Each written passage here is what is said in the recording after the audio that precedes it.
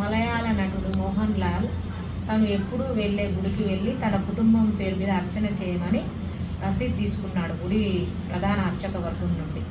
అదేవిధంగా తన సహనటుడైనటువంటి మహమ్మద్ కుట్టి అనే మమ్ముట్టి ఆరోగ్యం బాగాలేకపోతే తన పేరు మీద కూడా అర్చన చేయమని టికెట్ తీసుకున్నారట. అది ఏదో ఒక విధంగా బయటకు వచ్చేసింది.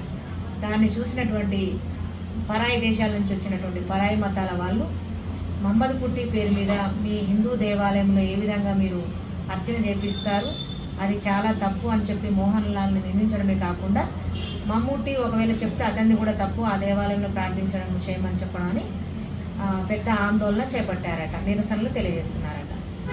భారతదేశము సనాతన ధర్మాన్ని కలిగి ఉన్నది.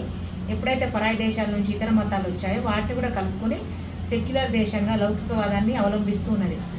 కానీ దీన్ని అర్థం చేసుకోకుండా మన దేశానికి వచ్చినటువంటి పరాయి దేశాల నుంచి వచ్చిన పరాయి మతాల వాళ్ళు ఈ రకంగా ప్రవర్తించడం నేరమని నా అభిప్రాయం. ధన్యవాదాలు.